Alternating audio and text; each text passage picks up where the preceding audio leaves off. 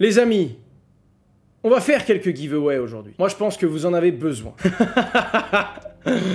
Ouais, non, ça vous avait chauffé la semaine dernière et je me suis vraiment beaucoup amusé en fait, parce que ça m'a permis de quitter le côté un peu sérieux. D'ailleurs, ce qui s'est passé la semaine dernière, c'est que j'ai fait 2 giveaways. J'ai oublié de les payer pendant une semaine.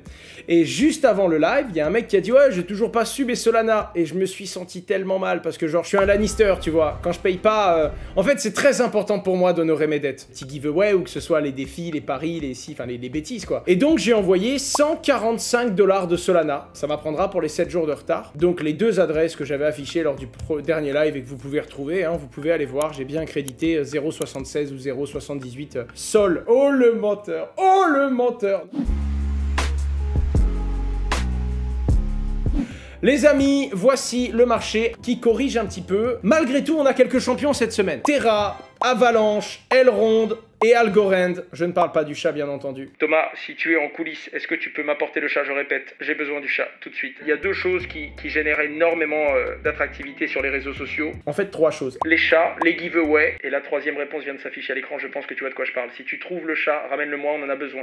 J'avais une toute dernière chose quand même à vous montrer. J'ai posté ça pour rigoler. J'ai vu passer sur Twitter, j'ai juste pris l'image et je l'ai posté. Déjà, regardez-moi cet engagement, 120 retweets, 1400 likes, pourquoi? Mais en attendant, il y en a plein qui l'ont trouvé dégueulasse, il y en a plein qui l'ont trouvé magnifique, il y en a plein qui en avaient à peu près rien à cirer. Et surtout, il y a eu du sel. On est sur Twitter. Il y a des choses de malades qui arrivent. Faut qu'ils arrêtent ce genre de marketing, c'est tellement beauf. Tu t'appelles Remorque, mec, et le dernier truc que tu as retweeté, c'est un giveaway. Un autre giveaway, et c'était 2 seules publications. Frère, quand même mal placé pour juger...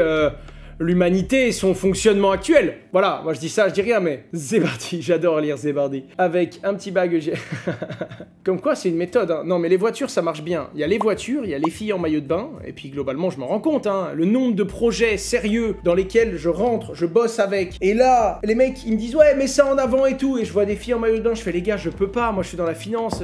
Oui, mais t'inquiète, c'est ce qui fait que les gens aiment et tout. Je fais, non, moi je veux parler blockchain, je veux parler technologie. Alors, qu'est-ce qui s'est passé? On a... évidemment Crypto.com qui devient sponsor du Paris Saint-Germain. Ça veut dire 3 choses. La première, ils ont payé un gros chèque. La deuxième, je pense que c'est leur partenaire international et c'est le premier partenaire crypto de cette broker, hein, parce qu'il y a Sorare et il y a également Chiliz, mais c'est le premier broker de crypto et ça fait énormément de bruit parce que Crypto.com n'est pas encore PSAN. Mais si vous regardez bien, et là c'est une interprétation, parce que ça va faire un bordel, hein, vous allez voir. Hein. Si vous regardez bien, toute la communication est en anglais. Ça veut peut-être pas dire grand-chose pour vous, mais je pense qu'ils vont défendre ça légalement en disant oui, mais c'est pas du tout notre communication française en fait. C'est notre communication à visée internationale. Et je sais que c'est comme ça qu'aurait défendu le compliance officer de Just Mining si on avait eu la même situation. Bien que ça puisse paraître illégal et non conforme aux règles de l'autorité des marchés financiers, je ne me prononce pas, je ne suis pas compliance officer, je ne suis pas avocat, mais je pense qu'ils peuvent le tourner d'une façon à ce que ce soit légal en disant non, on n'adresse pas le marché français. Le Paris Saint-Germain,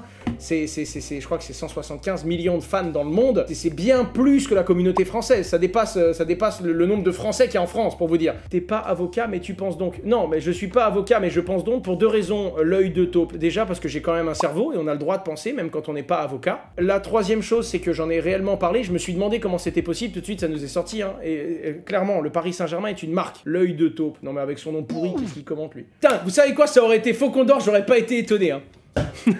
Salut Asher, un avis sur Avalanche. C'est génial. Cette techno est géniale, c'est très scalable, c'est très puissant. Ils ont fait des erreurs, mais ils les corrigent vite, donc c'est des gens qui savent aller de l'avant. Les mecs sont très solides. J'aime beaucoup. Et plus je creuse leur techno pour ma vidéo blockchain infrastructure. Alors déjà, oui, putain les gars, on a un problème. On a un gros problème, il faut que je vous fasse un schéma. Oh, je vais vous faire un schéma à la sardoche. Faut monter.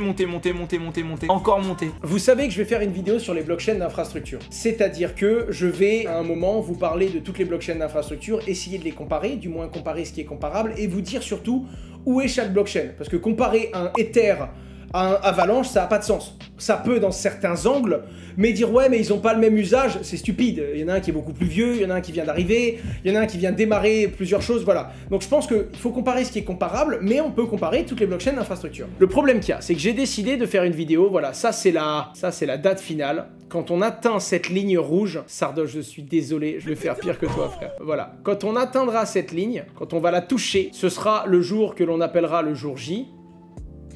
Oh là là, je juge les gens qui font des dessins sur Paint, c'est dur les gars. Avec une souris, faire un dessin, c'est hardcore.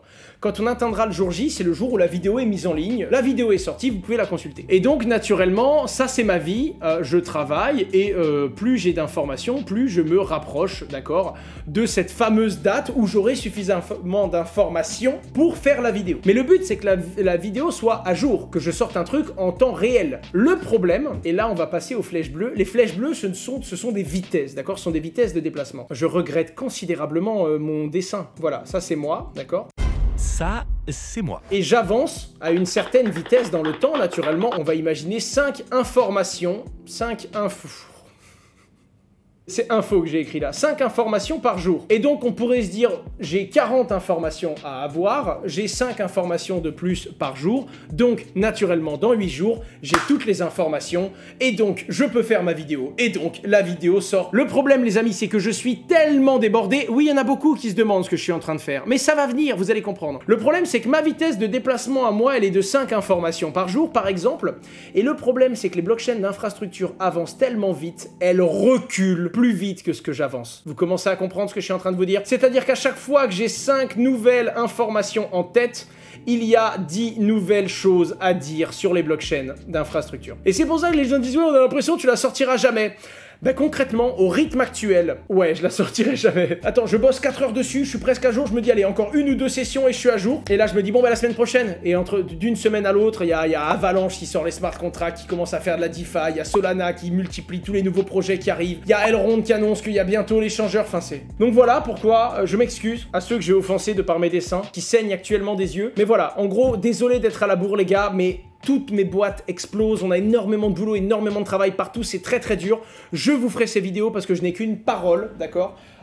Mais en tout cas, il va me falloir du temps, il va falloir que je m'en sorte. Les amis, merci à tous d'être restés jusqu'au bout. J'espère vraiment que vous avez passé un bon moment. En tout cas, moi, je l'ai passé et c'est en grande partie grâce à vous. Je vous embrasse, portez-vous bien, prenez soin de vous, reposez-vous et surtout, suivez ce monde fou des crypto-monnaies qui avance à une vitesse phénoménale. Merci à vous, au revoir tout le monde.